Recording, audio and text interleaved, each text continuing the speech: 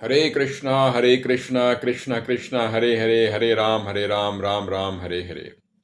इस प्रकार से भागवत महापुराण के 10 मिनट सीरीज के हम लोग 46 एपिसोड पे पहुंचे हैं। आगे बढ़ने से पहले हम लोग इस काउंट के फाउंडर आचार्य AC भक्तिवेदांत स्वामी प्रभुपाद जी का बहुत बहुत आभार और धन्यवाद व्यक्त करते हैं। हरे कृष्णा। तो हमने देखा कि पिछली बार किस प्रकार से दादाजी ने अपना शरीर त्याग दिया, और शरीर त्यागा तो देवताओं ने उनकी जो हड्डियां थी उससे लेके उनने वज्र बनाया, और वज्र से उनने दानवों का आक्रमण किया, और किस प्रकार से वृतासुर और देवताओं के बीच में वार्तालाप होता है। और अब हम आगे देखते हैं कि आगे क्या होता है। तो आगे ये होता है कि जो वृतासुर होता है वो देवताओं को कहते हैं कि आप मेरी भागती हुई सेना को पीछे से आप आक्रमण मत कीजिए, अगर आपको लड़ना तो आप मेरे से लड़ें। तो फिर लड़ाई होती है, और वृतासुर और देवताओं के बीच में लड़ाई होती है। वृतासुर देवताओं को बहुत ज़्यादा हानि पहुंचाते हैं, और बहुत घमासान लड़ाई होती है। तो जो इंद्र होता है वो अपने वज्र को फेंकता है वृतासुर उसको पकड़ लेता है अपने हाथ से, और उसी से लेके वो जो इंद्र का जो हाथी होता है ऐरावत, उसको मारता है। और एकदम ऐरावत गिर जाता है, ऐरावत के मुंह से खून निकलने लगता है। किसी प्रकार से इंद्र जो होता है वो ऐरावत को फिर से शक्ति प्रदान करता है, उसको होश में लाता है। तो इस प्रकार से जो वातावरण होता है वो इंद्र से हाथ से छूटने लगता है।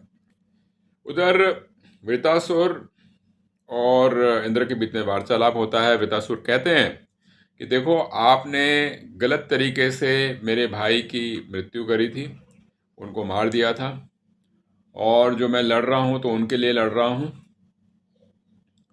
तो इस प्रकार से वो इंद्र काफ़ी शर्मिंदा महसूस करते हैं जब वृतासुर इस प्रकार से उनको बताते हैं कि उनने जो किया था, और क्योंकि जो उनके भाई थे वो इंद्र के गुरु थे, इस प्रकार से उनने जो मारा था वो एकदम गलत किया था।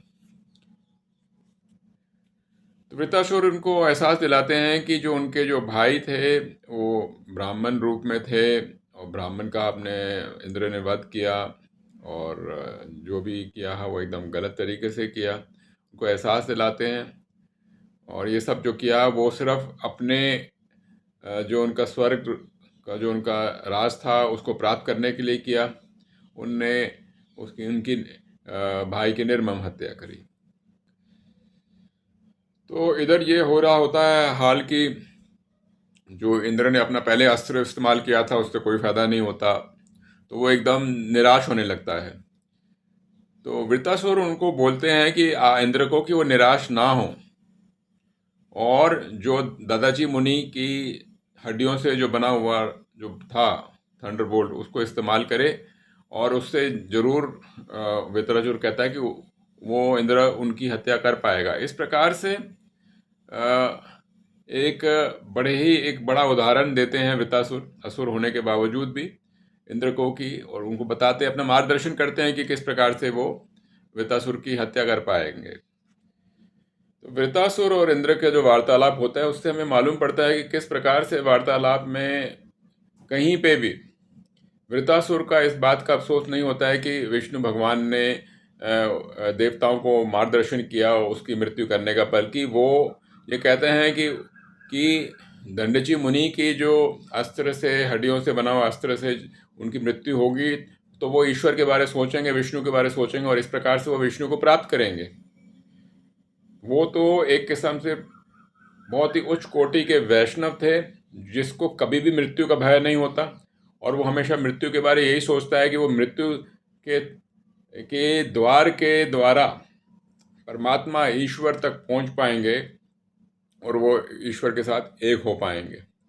इस प्रकार से जब वार्तालाप होता है तो हम देखते हैं कि असुर होने के बावजूद भी कोई भी जीव ईश्वर का, परमात्मा का बड़े से बड़ा भक्त हो सकता है, और वो इंद्र जैसे देवता को भी अपने सामने, अपने व्यवहार के सामने, ईश्वर की भक्ति के सामने के कारण से उसको छोटा महसूस करा सकता है, और इंद्र जरूर उसके सामने छोटा महसूस करते हैं। तो ये हमें क्या देखने को मिलता है? ये देखने को मिलता है कि जो अस्त्र जो था उसका जो मार्गदर्शन देवताओं को भगवान विष्णु ने किया था, लेकिन वृतासुर जो थे उनने इसे माना कि ये ईश्वर की मर्जी है तो उनके भले के लिए ही होगा, और किसी प्रकार से उनने इस बारे में कोई निंदा नहीं करी, कोई दुख नहीं किया, बल्कि उसकी को अच्छी तरह से खुशी खुशी उसको एक्सेप्ट किया। तो ये हमें बहुत बड़ी सीख मिलती है कि दुर्गति में भी हमें ये देखना चाहिए कि इसमें भी ईश्वर की रजा है, ईश्वर की मर्जी है, और उसे हमें एक्सेप्ट करना चाहिए, और हमें इसमें भी खुश होना चाहिए हर लिहाज से कि इसमें ही हमारा भला है। उधर एक बहुत ही प्यारी, बहुत ही सुंदर वृतासुर की प्रार्थना आती है, जो कि वो भगवान विष्णु को करते हैं। वो कहते हैं कि हे प्रभु, मुझे कब मौका मिलेगा आपके चरणों की सेवा करने का, आपके दासों के दास का सेवा करने का मुझे कब मौका मिलेगा। वो भगवान की बहुत प्रार्थना करते हैं, और भगवान की बहुत ही उत्तम अच्छे अच्छे शब्दों में उनकी तारीफ करते हैं, उनको ग्लोरीफाई करते हैं, और कहते हैं कि भाई इस शरीर का मेरे को कोई लाभ नहीं है, मैं अगर आपकी सेवा ना कर सकूं। वो कहते हैं मुझे ना ही ध्रुव लोक चाहिए, ना ही मुझे ब्रह्म लोक चाहिए, बस मैं आपके सेवकों की सेवा करना चाहता हूँ। वो कहते हैं कि मुझे कहीं का राज नहीं चाहिए, मुझे कुछ भी नहीं चाहिए, मुझे कोई भी ग्रह नहीं चाहिए, मुझे किसी तरीके की शक्ति भी नहीं चाहिए, और बस सिर्फ चाहिए तो आपकी सेवा करने का मुझे मौका चाहिए। इस प्रकार से ये प्रार्थनाएं सुन के इंद्र भी बहुत गदगद हो जाते हैं, और ये भागवतम महापुराण में एक बहुत ही अच्छा एक आता है, कथा आती है, जिसको हमें सुनने से हम लोगों को बहुत मार्गदर्शन मिलता है, और हमारी जो भक्ति है उसको बहुत लाभ मिलता है।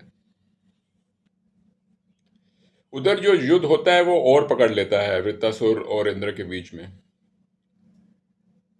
तो वृत्तासुर जो है अपना वो ट्राइडेंट जो है वो फेंकते हैं, इंद्र उसको तोड़ देते हैं, बहुत घमासान युद्ध होता है, और और इंद्र हारते हुए नजर आते हैं। तो वृत्तासुर जो है हारते हुए इंद्र को प्रोत्साहन देते हैं कि वो खड़े हुए, उठें, अपनी शक्ति को एकत्रित कीजिए, और कहते हैं कि नहीं, कि आपको भगवान का मार्गदर्शन मिला है, विष्णु भगवान का मार्गदर्शन मिला है, आप जरूर मेरी मृत्यु कर पाएंगे। इस प्रकार से वो उनको मार्गदर्शन कहते हैं। उनको कहते हैं कि आपको जो दंडाची मुनि के जो अस्त्र मिला है उसका प्रयोग करें और मुझे मारे। तो इस प्रकार से ये चलता रहता है। तो हम ये देखते हैं जो सच्चा भगवान का जो भक्त होता है वो किसी प्रकार से हर सिचुएशन में बैलेंस रहता है। हार में भी वो, उसके लिए वही प्रसन्नता का रूप होता है, जीत में भी वो प्रसन्नता का रूप, तो उसे हार और जीत से कोई फर्क नहीं पड़ता।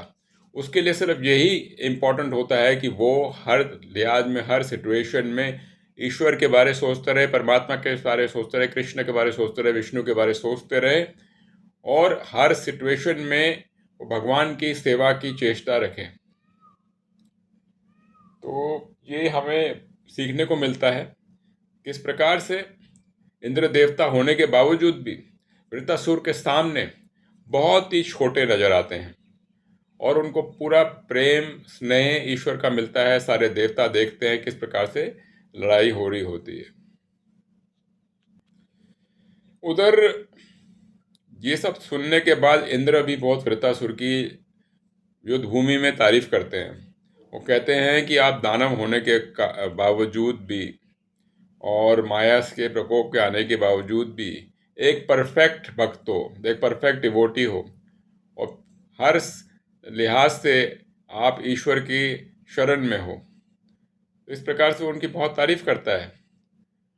और फिर इंद्र जो है वो वज्र को फिर से लेते हैं, और फिर से वो आक्रमण करते हैं, और वृत्तासुर भी अपनी तरफ से आक्रमण करते हैं। और फिर जो इंद्र के पास जो वज्र होते हैं उसको इस्तेमाल करते वो वृत्तासुर के जो हाथ होते हैं, हाथों को काट देते हैं, तो उनका शरीर रह जाता है, धड़ रह जाता है, और उनके हाथ जो है एकदम पूरी तरह से कट जाते हैं, और ऐसा लगता है कि एक बहुत बड़ा सा पहाड़ है, और जो कि उड़ता हुआ पहाड़ है, जिसके जैसे कि उसके पंख को काट दिया हो। तो इसके बाद क्या होता है, वृत्तासुर जो होते हैं वो इंद्र को अपने मुंह से क्या करते हैं, निगल लेते हैं, अंदर ले लेते हैं। तो जब वो निगल लेते हैं तो देवता जो होते हैं वो बड़े घबरा जाते हैं कि ये क्या हुआ। पर क्योंकि जो नारायण कवच की शक्ति इंद्र के पास थी, तो इंद्रा वृत्तासुर के पेट में जाने के बाद भी उसको कुछ होता नहीं है। और जो इंद्र होते हैं वो वृत्तासुर के पेट को तोड़ के बाहर निकल आते हैं, और उनके हाथ में वही वज्र होता है। तो इस प्रकार से होता है। और फिर जो वज्र होता है, जो दंडची मुनि के हड्डियों से बना होता है, उसको लेके वो वृत्तासुर के इंद्र जो होते हैं, वृत्तासुर का जो सिर है वो उसको काट देते हैं। इस प्रकार से जो युद्ध जो होता है वो समाप्त होता है।